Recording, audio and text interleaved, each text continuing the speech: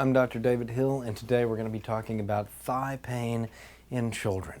Now, obviously, there's a lot of causes of thigh pain in children, so what we really want to talk about is how to figure out what the cause might be, right? First of all, just to make sure we're clear, let's define the thigh. It's part of the leg, it starts at the hip, and it ends down at the knee. That's the part we're talking about. And usually when we think about thigh, we're thinking about the forward portion as opposed to the back portion.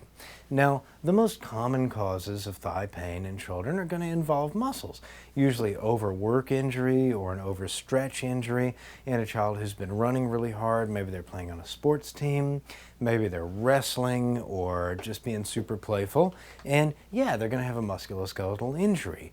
They may also have some sort of bruise from blunt trauma. Now, one of the things talking to kids every day, they don't always remember everything that happened. So they may hurt, you may never know what happened, they may have forgotten. They were wrestling, they were playing, they went nuts, something hurt them, they just got up and kept moving and didn't even register. So I'm not too worried about that.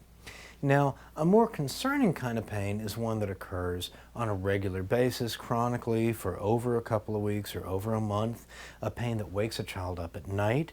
The two most common sorts of pain that wake children up at night, or that occur commonly, are muscle cramps and what we call growing pains. I put those air quotes around growing pains because we've always called them growing pains. They probably have nothing to do with growth. Children who grow faster don't get more growing pains. Children who are taller don't get more growing pains. Growing pains don't even seem more common during the periods that we think of as growth spurts. That said, they are recurrent pains, often occurring at night, often felt as a bony pain in the long bones, usually of both legs, rarely on one side or the other, and they're really pesky. There's not a whole lot to make them better, maybe Tylenol, ibuprofen, a better bedtime, a warm heating pad, but they are benign. Pain, on the other hand, that's getting worse, or pain that only affects one leg, bothers me a lot. Now, these things are relatively rare, but more common in children than in adults, and that's bone cancer and cancer of the cartilage. So I do get worried when a child has particularly severe or unexplained pain in the thigh that gets worse and worse, that just won't go away. Again, it may wake them up at night like growing pains, but unlike growing pains, it's not on both sides, and it doesn't tend to respond to simple maneuvers to make it better. Now, when thigh pain is associated with a fever, I get worried about infections of the bone, what we call osteomyelitis, especially in children with other underlying diseases, children with, for example, sickle cell disease or immune deficiency.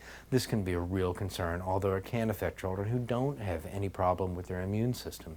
So, as a rule, any pain that is progressively worsening, pain that's interfering with function or gait, pain that's waking children up at night but does not seem to be simply a growing pain, those are all lower leg pains or upper leg pains, thigh pains, that we want to evaluate more completely, often with labs, x-rays, even MRIs, or orthopedic consultation.